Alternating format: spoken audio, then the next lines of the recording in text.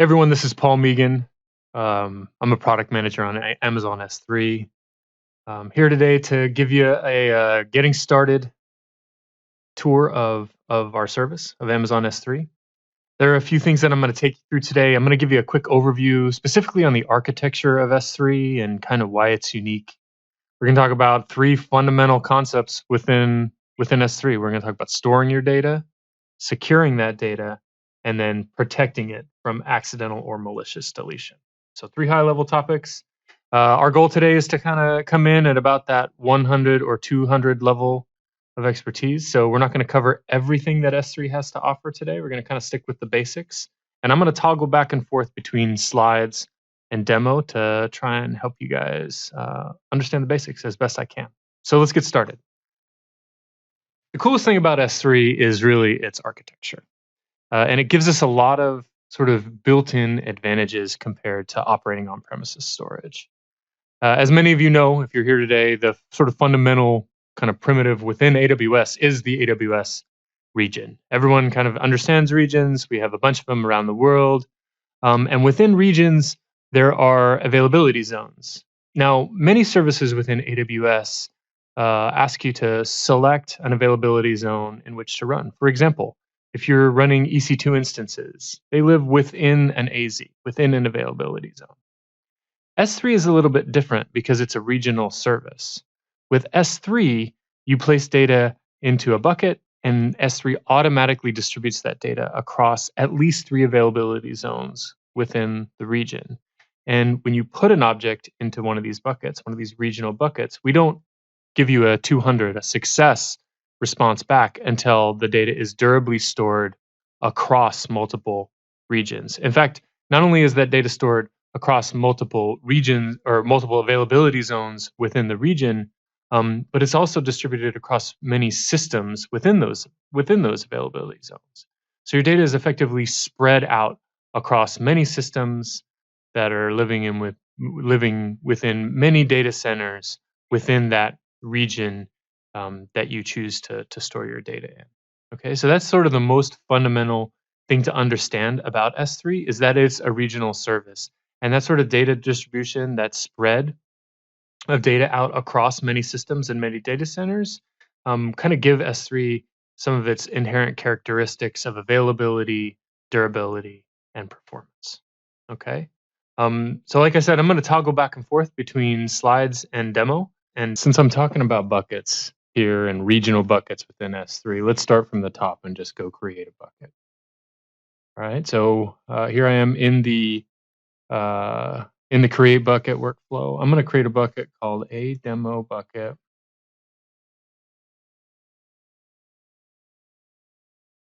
$101. You can see here when I create this bucket, it'll be in US East, Ohio.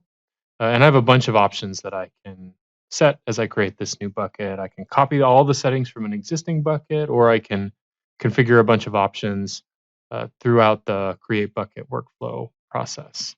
I'm just going to go ahead and next through and create this bucket. Okay, so there's my brand new bucket sitting in US East. And if I open it up here, you can see that it's totally empty, nice, fresh, brand new bucket called a demo bucket 101.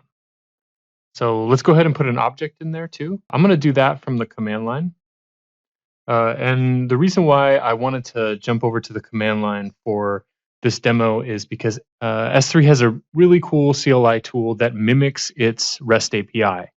So if you download the AWS CLI, you get this for free. And it's the AWS S3 API CLI. So I get all of the just normal REST API calls, except I can execute them out of a terminal. And I always recommend this for folks who are just approaching S3 for the first time, because S3 effectively and inherently is its REST API calls, right? So if you really want to understand S3, highly recommend that you use this specific CLI. So you can do puts and gets and head requests and everything that you can do from the REST API. You can do it from this CLI. So I'm going to go ahead and put a brand new object into my a demo bucket 101. It's a picture of my kids. I always demo with pictures of my kids, and you can see I've got one handy as any as most parents do. So I've gone ahead and uploaded now using a put object call, uploaded into the bucket that we care about, a demo bucket 101. I used the dash dash key flag to specify the key name on the S3 side that I want to create this object with. And I use the dash dash body flag to reference the image on my local hard drive to upload that file into S3. It was successful, and S3 returned an E tag, which is a checksum. So this hash here is the checksum that was calculated by S3 when the object landed in the service. So this can be used by you actually if you wanted to compare and just validate that in fact S3 received what you sent. If you run a checksum before you send the object and then send the object and then compare it to the MD5 hash that you get back in the form of an E tag, you can kind of make those comparisons and validate that in fact you got what you expected back from S3. Okay, so now if I hop back over to S3 and refresh, I should see now here in my bucket that kids.jpg object, right? So there we go. We created a brand new bucket and uploaded an object into that bucket. One other thing that I would show you from the CLI here is a head object call. So let's go ahead and do that real quick, just so you get a feel for what that means. Give it the dash dash bucket, or we do a head object. Also give it a dash dash bucket.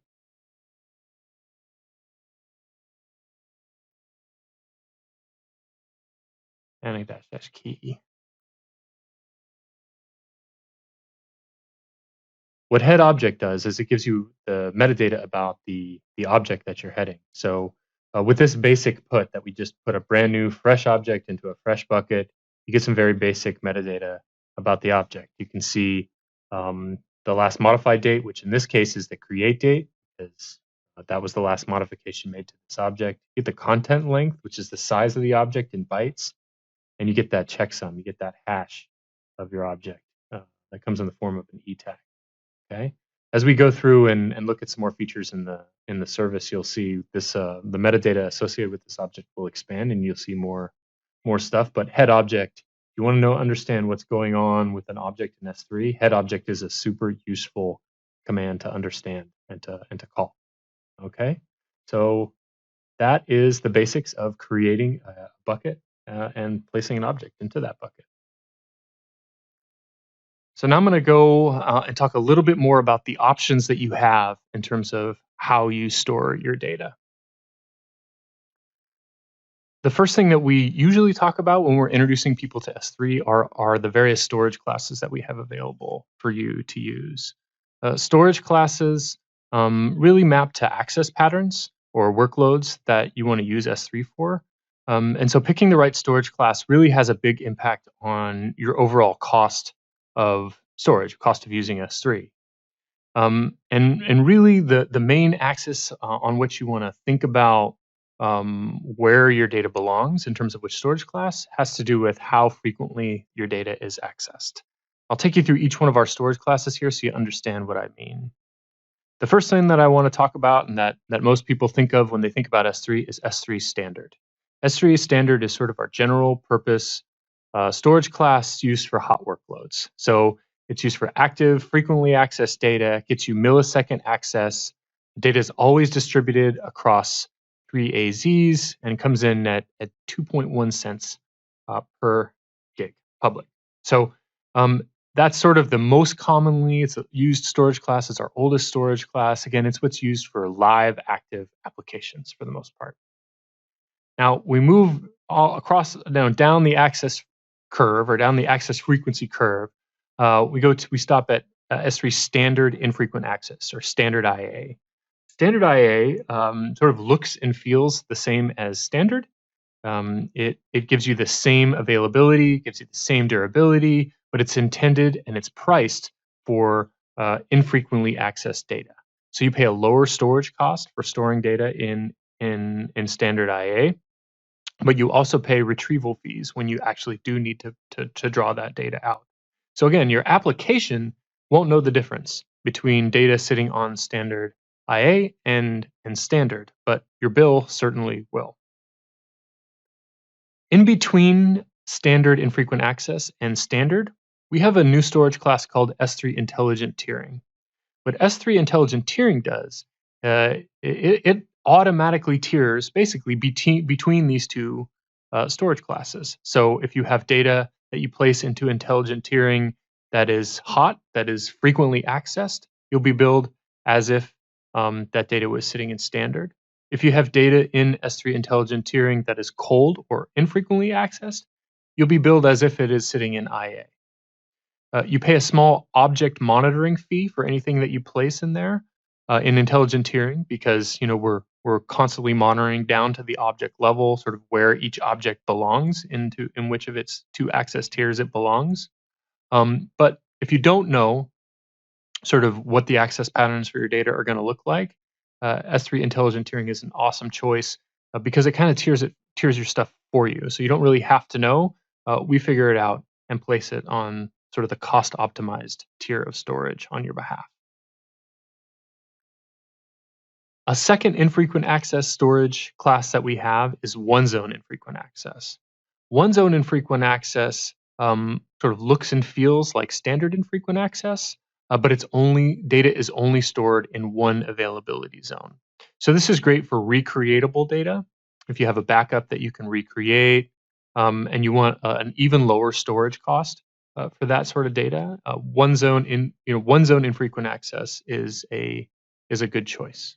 Okay, so those are our four storage classes with millisecond access, right? Your application is basically is going to kind of it's going to look and feel the same regardless of which one of these four storage classes that you use. You're always going to be getting that data back to your app according to the same sort of millisecond performance.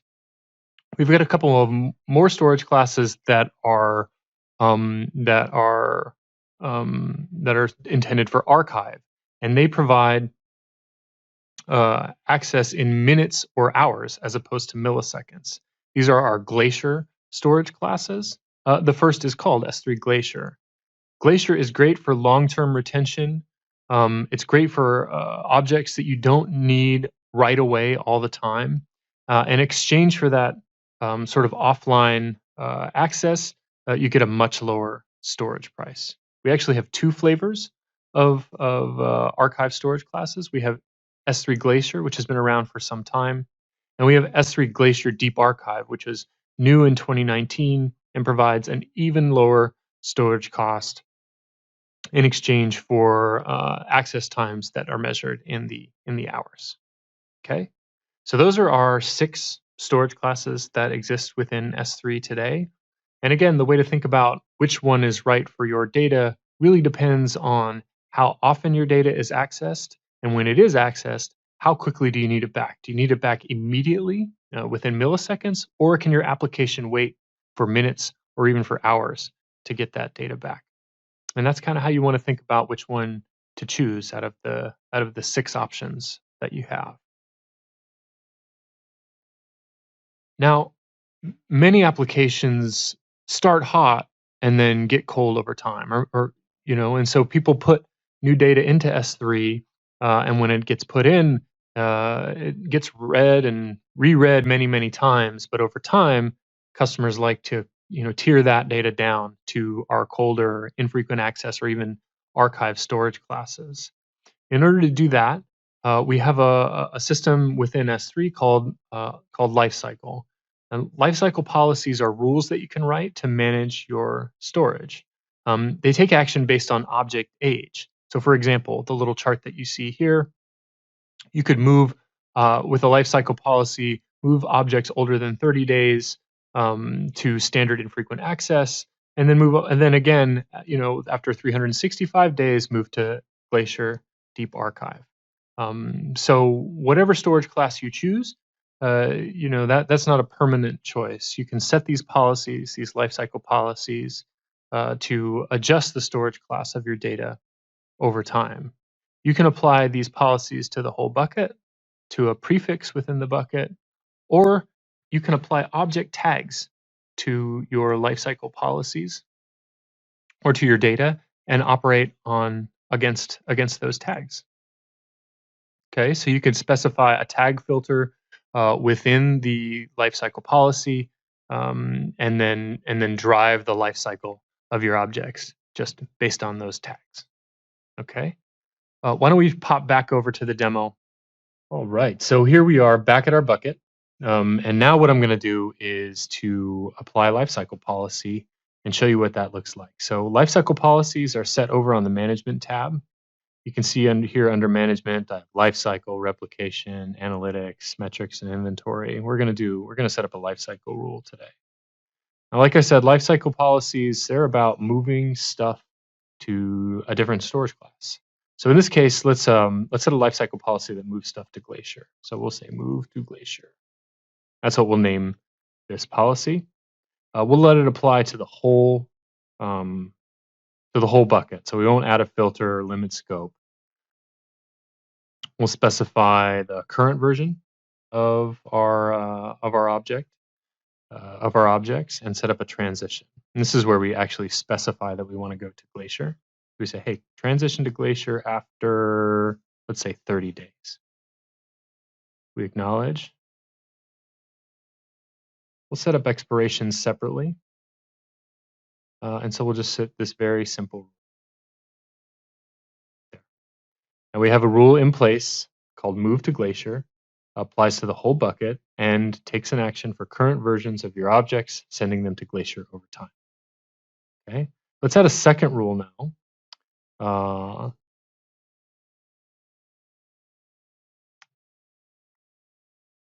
This is a rule that will delete my data after a year. So any objects that hang around for a year, you want to control costs by making sure that you delete any old stuff that hangs around in your bucket. We're going to do this though instead of applying to everything in the bucket, just to objects that are tagged in a certain way. So we'll create tags called delete me. All right. So now any object that is tagged with tags key delete value me will get picked up by this lifecycle rule. Okay. So we'll say next. We don't want to set any transitions for these tags. These are delete. This is for a delete rule. We do want to set expiration. So we'll say current and previous versions delete after 365 days, right? So this is our delete after a year. Okay. There. So we have move to Glacier, again within 30 days, and then delete in a year, which will permanently delete after 365 days. Now, as I mentioned before, this only applies to that second delete rule will only apply to objects that have tags. So we'll go to the properties of our kids.jpg object, and we'll add a tag here.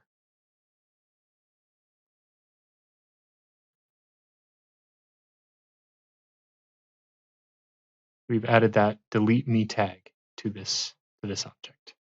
Okay, we can save that. We've got our tags. Let's flip back over to our object, or to our shell. If we head that object again now, we see some more information. Right? We see the last modified date as we did before. Notice it's the same date as before. We haven't actually altered the object itself. We've just added tags. And you can see now that this object has an expiration date on it. That expiration date is because of that tag match to our lifecycle policy. You can see the actual rule ID, delete in a year, is actually called out as the source of the expiration. Okay, so now we're now configured this lifecycle policy that we set up on our demo bucket 101 with rules that will do two things. We'll move to Glacier after 30 days, and then delete any tagged objects in a year. So let's pop back to our slides and talk about securing our data. So we have a ton of options within S3 to secure your data. Data security really is at the core of everything we do, not only at S3, but at AWS generally. It's job zero for us to secure customer data. Data store within Amazon S3 is secure by default. And on top of that, we provide a bunch of options to add even more security to your data, or to match to allow you to build out the specific security posture that you need for data within S3. So, like I said, we've got a bunch of security options within the service. Today, I'm going to focus on 3 in particular. I'm going to talk about block public access, which is sort of a blunt instrument that allows you to make sure that no data within your AWS account is visible to the public. I'm going to talk about encryption by default and what your encryption options are. And I'm going to talk about checking encryption status within an S3 inventory report. So these are the 3 for this presentation that I'm going to focus on. Block public access allows you to, again, to apply blanket protection against accidental public access. There are 2 ways to grant public access within S3. Public access can be granted with ACLs, with access control lists, or with bucket policies. So block public access allows you to block any public access granted by either one or by both of these 2 mechanisms for providing public access. You can apply it to all new data or to all data. So gives you that option. If you have a bunch of data within your bucket already, and you just want to make sure that no new public access is granted to those data sets, you have that granularity, whether to apply it only to new stuff coming in or to retroactively apply block public access to everything. And you can set it at the bucket level or at the account level. We recommend, whenever possible, applying block public access at the account level. That allows you to ensure that with any new bucket that is created within your account, BPA is already applied automatically. On the default encryption side, you can set default encryption at the bucket level. It's a one-time setup, so you go in and just turn it on, and that will automatically encrypt all new objects coming into your bucket, which makes it super simple to stay compliant with whatever encryption rules that you face. You have a couple options in terms of how you want encryption to work. You can either let us manage the keys. We refer to that as SSE S3, or you can manage the keys yourself. You can do that with our key management service, AWS's key management service called KMS, or you can bring your own keys and upload encrypted objects into S3. The last thing I'll talk about before flipping back over to the demo is S3 inventory. Now, I'm going to talk about S3 inventory and kind of show you in the context of encryption, but S3 inventory reports actually do a lot more than just allow you to report on encryption. What inventory reports are is they effectively provide a list, either on a nightly or a weekly basis, of everything in your bucket. Not only do they give you that sort of list of all of your objects, but they also provide a bunch of metadata about each one of those individual objects. So you can see in the example that I'm going to show you the encryption status of every single object in your bucket. But you can also see the storage class, replication status, the size of the objects, and a bunch more stuff as well. So if you need this sort of reporting ability down to the object level, you need to know what's up with your objects. Inventory is a very sort of inexpensive and easy way to get at that metadata down to the object level. So let's first take a look at block public access. You can find block public access over here on the permissions tab. It's in fact the main screen when you come up on the permissions tab. And you can see you've got a bunch of settings here, right? The 4 settings that I mentioned for block public access are to block public access granted through ACL or public access granted through policies, either bucket or access point policies. You can see all of mine are on right now. If you wanted to go modify those, you could come in and say, hey, I just want to block public access granted by ACL and allow my access point and bucket policies to do their work. Or the other way around, set only for bucket or access point policies, or you could come in and say, um, hey, just block public access for new public access granted through ACL or public or through bucket or access point policies. Okay, I'm not going to do that here. I'm going to leave everything checked. That's our best practice, and that's how I'm going to leave this bucket as I go forward. But that's block public access.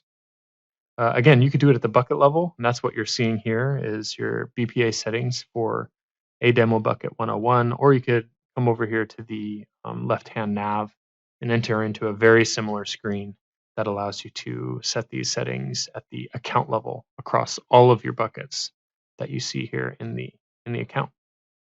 Okay, so that's BPA, block public access. Now let's go over to encryption. For encryption, I go down into the properties section for the bucket, and I can head over to my default encryption tile. And here I have two options. I can either use server-side encryption with Amazon S3 managed keys, or I can manage keys myself using AWS KMS, the key management service.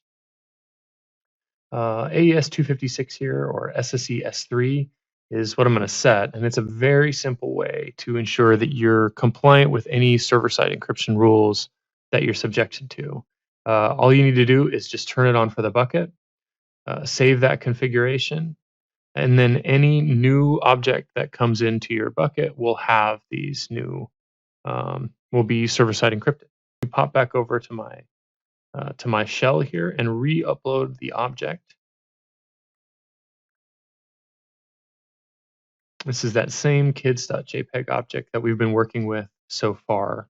You can see that this time when I put it into the service, I get a server-side encryption status. It tells me that this object is server-side encrypted with AES 256. I can also see that information in the head request. You can see there now in the object metadata, my server-side encryption status is present, whereas it wasn't before when the object was not encrypted. So that's how you can tell how an individual object is encrypted just with a head object call. If you want to understand all of your objects, the encryption status of all of your objects, that is a good use case for an inventory report. So if I come into the management tab for my bucket and head down into the inventory setup, you can see I have no inventory reports enabled today. As I mentioned on the slides, what an inventory report is, it allows me to understand the metadata across all of the objects within my bucket. So here we'll create an encryption report.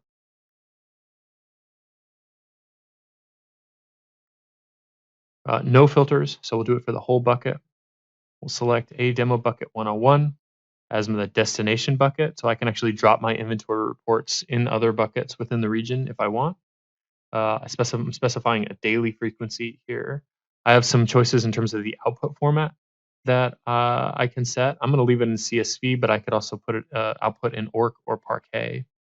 I have the option to specify whether I want only current versions of objects or all versions, including non-current versions if I'm using versioning on my bucket. So I can specify whether I want current or all versions of objects in the inventory report. And then I can specify the fields that I want in my report. So in this case, I'll say, hey, I want size, last modified date, and in encryption status, right? In my report. Just a very simple report, just intended to just really provide information about the encryption status of my objects. I got a bunch of other options here if you wanted a more sort of robust report about all of the metadata associated with my objects. I specify how I want the report itself to be encrypted, and then I click Save. I also need to allow S3 to write the inventory report to a specific bucket. So the console auto-generates some bucket policy language that you can attach to whichever bucket you want to place that object in.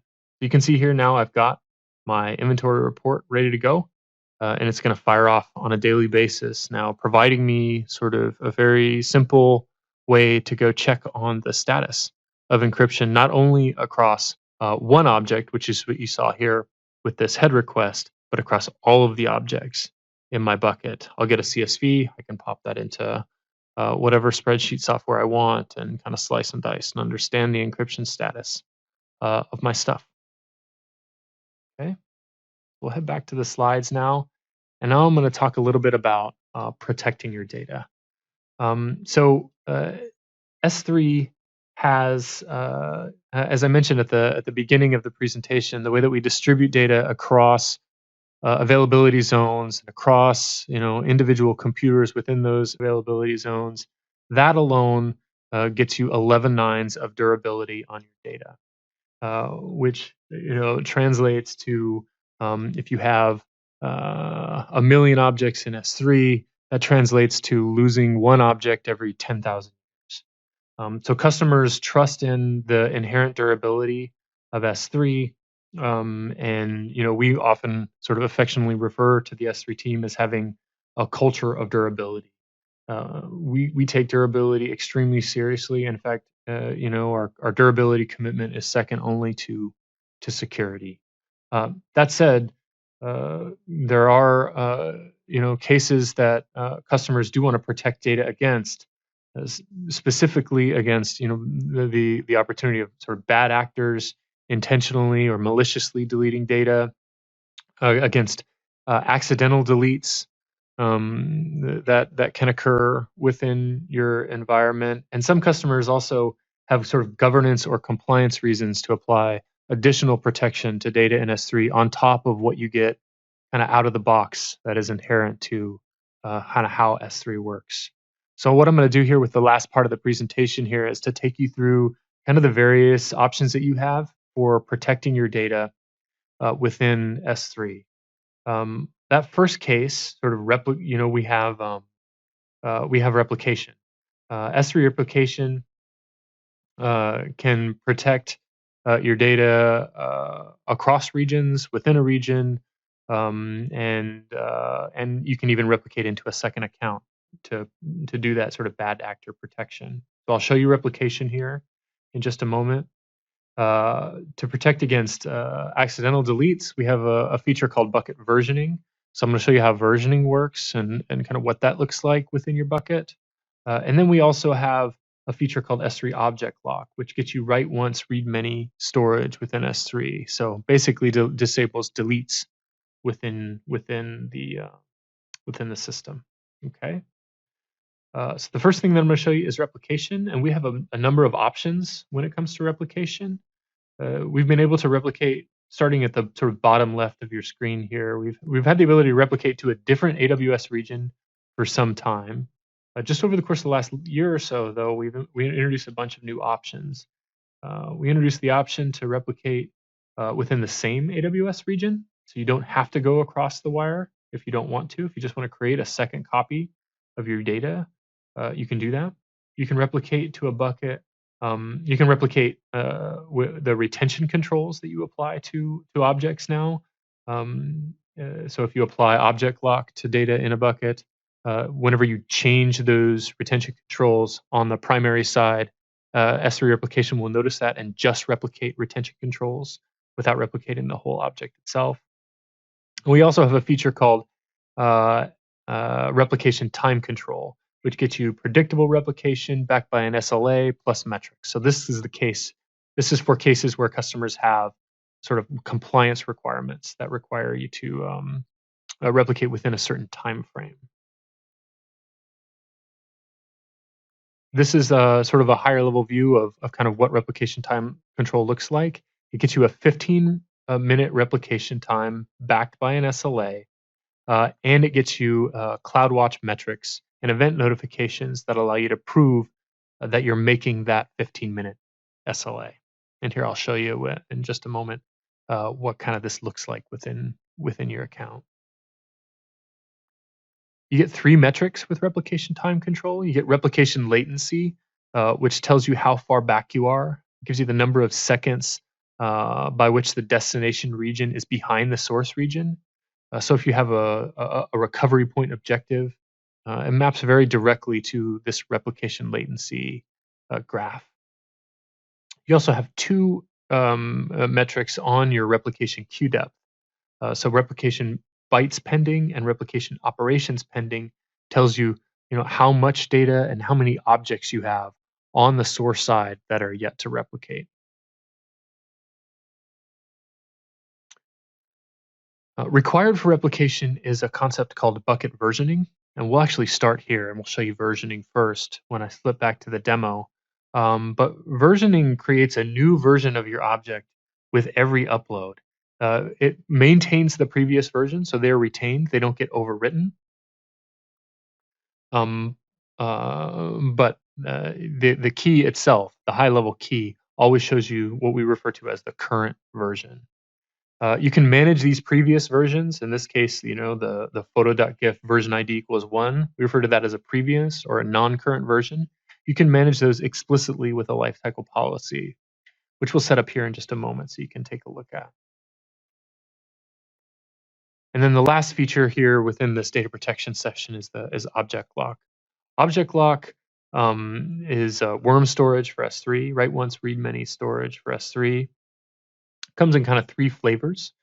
We have what we call compliance mode, which disables all deletes for your objects, period. Even AWS can't delete your objects if they're locked with compliance mode. The only way to delete a compliance mode locked object is to delete your AWS account. Object locked also comes in governance mode, where data is stored, where privileged users can actually delete data if they're granted specific permissions. And we also have a concept of a legal hold, which allows you to apply an object lock without providing a retention period. So it's basically an indefinite lock applied to your objects. Okay, so those are sort of the 3 data protection features that I'm going to show you now: replication, versioning, and object lock. All right. Now I'm going to show you some features that we have to protect the data in your bucket against any accidental or malicious deletes. Okay, so I'm going to set up versioning, I'm going to set up object lock, and I'm going to set up cross-region replication. Okay, now first thing I want to do is versioning. That's very easy to show, very easy to set up. All I do is go to my bucket, from my bucket properties screen, go to the versioning tile, and enable versioning. So there you go. Versioning is now on. To kind of demo what what versioning actually does, we can go ahead and place another object into our bucket. Okay, so I'm gonna specify the same key, the kids.jpg, basically uploading again the same exact file to the same exact key name within my bucket. You can see this time I uploaded it, I got a version ID back from my put. If I go back into the S3 management console, you can see here there's this versions toggle. If I click show, you can see now instead of just a single version, which this was the original version of my object, now I have this second version. Each one of these are both the same. In this case, this one is the version ID of the put that I just got back, right? So this version ID here that I got back from my put matches the version ID being here now displayed in console. This previous version of the object has a null version ID because that version of the object was created before I turned versioning on. If I had an app that was sort of continuously placing additional puts on top of my object, the beauty of versioning is that it preserves each put.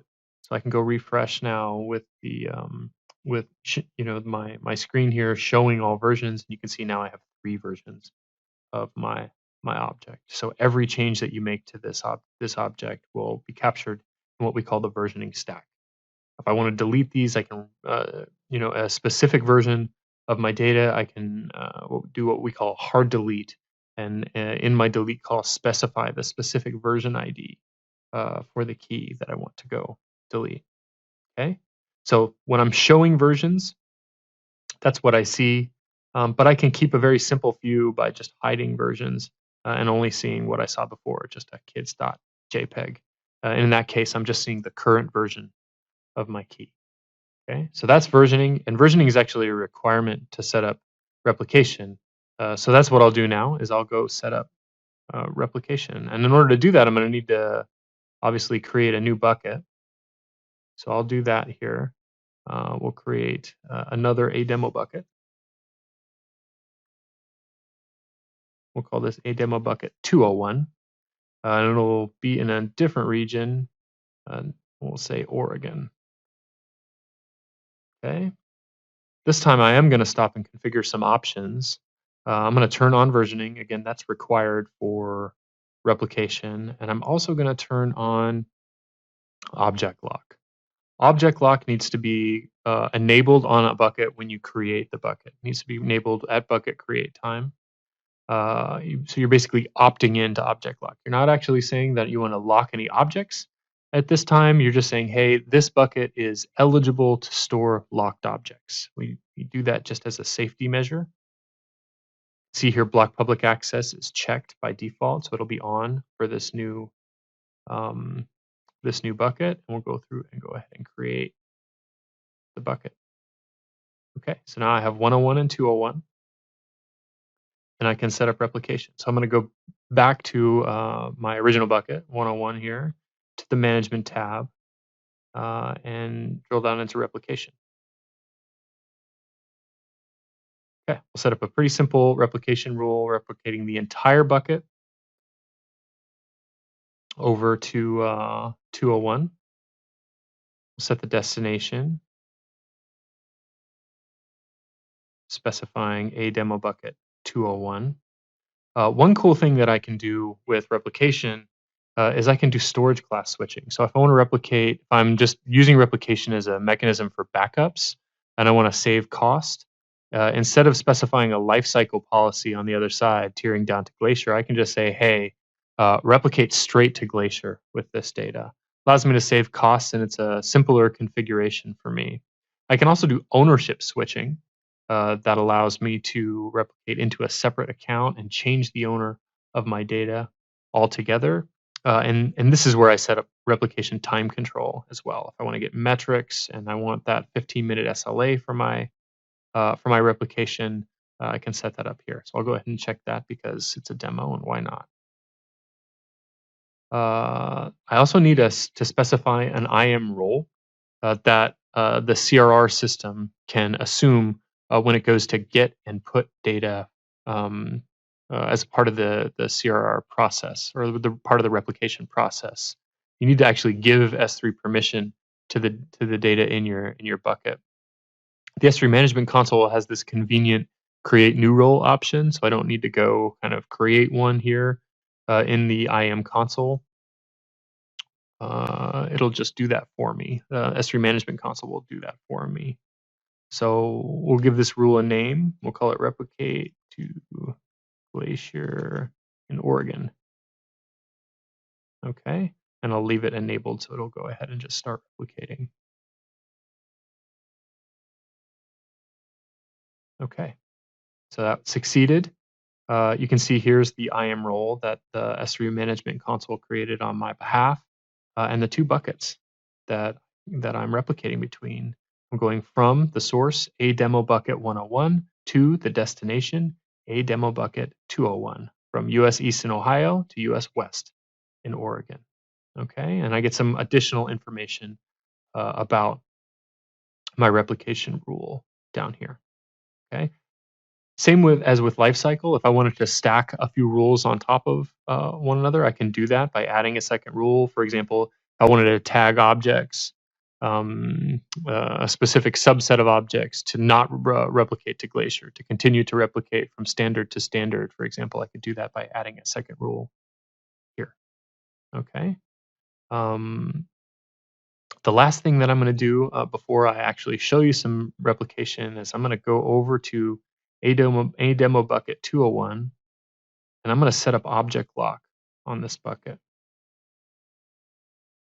We'll go down to object lock. You can see it's permanently enabled. Now, object lock has two modes, as I mentioned in the slides. It has governance mode and compliance mode. I'm going to set up a governance mode lock. Let's say it's a 100-day lock. It says, hey, any object that comes into this bucket, that is placed into this bucket, will automatically be locked in governance mode for 100 days. And this lock applies not only to just puts that your application will initiate, but it applies to CRR as well. So I will turn this on, and now it's on. And you can see, you can see here, there's my governance mode 100-day object lock configuration. And again, this is on the destination side of my replicating pair, so a demo bucket 201. Okay, so now I'm all set up. I have versioning set up on both sides, on both buckets. I have object lock set up on the destination side on a demo bucket 201. So I'm replicating into object lock, and I have a replication rule set up here on the source side to actually do the replication. One thing about S3 replication is that by default, it only applies to new objects. So the object that I already had in the bucket, in my bucket there, was not replicated. Won't be replicated by default. I can go ahead and do a put here, and again, sort of putting on top of the same object that I already had. And that counts as a new object in S3. So that guy will get replicated. So if I go back to my trusty head request, you can see that I have a replication status of pending on that object that I just placed into the service. So S3 is actively doing replication right now, and that's what's giving me that replication status of pending. If I go head again, you can see now that that object is replication status is set to completed. So now this object is not only protected by versioning, but it's protected by replication as well. One last thing before we sign off here is I can go to a head request on the other bucket. Again, it's the same key name. I'm just changing the bucket name in my command here to reference the kids.jpg object in the target side bucket, right? You can see here there are a few things that are different. First of all, the storage class is set to Glacier, right? So I replicated into Glacier according to my CRR rule. The replication status is a little bit different, whereas on the source side, replication status is completed. Here on the target side, in demo bucket 201, the replication status is set to replica. So I'm able to distinguish between source side objects and target side objects just in object metadata. And the last thing I'll show you here is in the object lock metadata that is now assigned to the target side object, where here is object lock mode is set to governance, and my retain until date is set to 5/29. So that is 100 days out from today. Okay. Same information is available, obviously, from the S3 management console. If I wanted to go look at the S3 management console, I could see that kids.jpg object there. Very similar information here in console as well. That is the protection pieces of the puzzle. So again, we talked about storing your data. We talked about all the storage classes that we've got and kind of why you would pick one or the other. We talked about lifecycle policies and how you can use lifecycle policies to tier between different storage classes. We talked about some of the basic options that you have for customizing your security posture with block public access and encryption. We talked about a number of ways to protect your data using S3 replication, versioning, and object lock, and kind of how those three protection features fit together. So that's kind of my demo for the day. Hopefully you got a lot out of it. It's always fun for me to come in and play with S3. So with that, we'll take any questions that you've got.